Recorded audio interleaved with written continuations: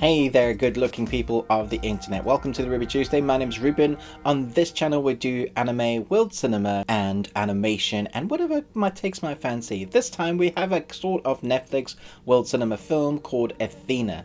Let me know in the comments below, had you heard of this? Are you going to watch it? Did I enjoy it? Let's find out. Hours after the tragic death of their youngest brother in unexplained circumstances, three siblings have their lives thrown into chaos. The thing that you're going to come away with from this film is the intensity that it has throughout the movie. I think that's the part I enjoyed most about it. And then the atmosphere that goes with that intensity is fantastically shown through amazingly creative camera techniques used with Steadicam, not tracking, for long takes. It was something that Movies and Munchies mentioned to me when he had watched it, and I thought, okay, that gets me interested in watching it. For myself, when I checked it out, having worked in film and know how much effort it takes into actually doing these Steadicam shots, long 11-minute takes for the opening shot and then continuous throughout the movie. There are cuts, but most of the film is shot this way. So what ends up happening is you create a really tense follow the main protagonist or whoever you're following, and it feels like you are there. It puts you in the zone of what's happening. And basically what's happening is a clash between the police and a group of people that live in a demographic that would be considered poor but also rich because of their family life and who they guarantee is their family. From their friends to their real family, that is their family group. The whole community kind of looks after each other, although you still have the dodgy dealings on either side. Dodgy cops and dodgy young youths, not kids like in 12-year-olds, 14-year-olds, although they are. Elder teens and young 20s that are in a place where they need to fight for what's just happened. They feel so slighted that it's come down to the government once again not helping, and then it ends up we've got to take action. And you kind of understand their plight of why they have said enough is enough. If the cops aren't helping, in fact if the cops are one of the people that have done this, then we need to put a stop to this. And so they take violence basically into their own hands, forcing the police to kind of do their job and reevaluate where their priorities land. At the same time, we have the brothers that are thrown into the mix in different walks of life. One is trying to stop them from escalating it. The other is kind of the lead protagonist of the escalation, and the third sort of brother is the kind of dodgy one. And so we have these three lives that bash heads together. So everybody you see in this film's lives are affected by that one moment. It escalates an event that escalates everybody into action somehow. The people of this community now can no longer stay in their place. They have to leave as the police come to their homes and escalate the situation even further because of the escalation that has occurred. Escalation, escalation, escalation. However, how the camera is showing that is brilliant. Like I mentioned with the Steadicam, very well done, but then you having to coordinate hundreds of extras running past the camera or actors getting their cue on the mark at the right time because everything has to be in shot within that shot. And so when it comes down to the action, they're using fireworks and homemade weapons, later on weapons, and it does just create this atmosphere of chaos, but the director has controlled it so there's a story within there. So every now and again the story from the chaos will come out of the misty chaos, sometimes actual mist, and we'll have a personal phone call with the mother, or there'll be a personal relationship conversation with what's going on.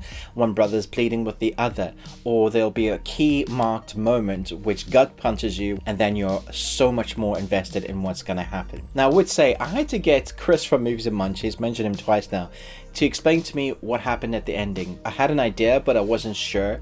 And it is one of those that isn't going to spoon feed you. You're going to kind of have to guess what has happened, but I don't think it'll take that much to figure it out. I will talk about the ending at the end of this review, so it's non-spoiler, but once I get to the end, I think some people may want to know what the thing is at the end. We'll talk about that. I'll give you loads of warning. The acting here from the actors as well is fantastic. I think they bring presence, they bring the turmoil within their relationships with what they're going through. So one wants to take action, one doesn't want anybody else to die, and the other just wants to get something out of the city because of the chaos. They all are showing what they need to. Now I watched actually half of the movie in British English, and that's fine. It does a fairly good job, but I would say definitely go back to, especially for this film, and read the subtitles if you can, because you get the real emotional turmoil from the faces, then to the inflection of the voices that the actors are portraying. I think one needs to go hand in hand this time around. So we have this crazy cinematography with the chaos that's going on within the film, then we have those friendships that are forced into moments that you can't really see going in a good way. There are moments of violence that are forwarding the film rather than just being violence for violence sake. There are key moments that are plot devices that you go, damn, how are they going to survive this moment? Or now what's going to happen? Or I didn't see that coming. It is definitely a film that keeps you on edge, keeps you guessing, which I was really impressed by. And then the ending leaves you thinking. I was just, at the end of this film, I was like, damn, that's a really good action movie. Keeps me guessing, has a story to tell, has a message to say that isn't in your face, but at the end of the day, the message is what the film is all about. And I thought, wow, well done. I'm going to give this a strong 4 Nicolas Cages out of 5.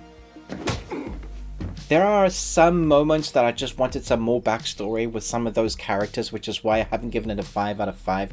But I think it would have changed up the pacing then as well. Really hard navigating that pacing when you've started out like that and trying to keep it going the whole way through, especially with the shot selection editions of what they wanted to create within this film. Would have been hard to then go on another tack and give some more backstory to some of those characters, but I still wanted to know more. And at the end of the film, which I'm going to talk about in a minute, I still wanted to know kind of a clear definition. Were they these guys? Alright, now we're talking about the end of the movie. So this whole film basically centers on the cops killing at the beginning, and then the sparks a rebellion that ends up with these youths in the police station getting weapons, and later on sparks another altercation where one brother dies. You know, there are these key moments of things that happen because of this moment. But then the film, as the film finishes, shows us the actual footage from the camera that was leaked of where the brother had died, which they blacked out at the beginning.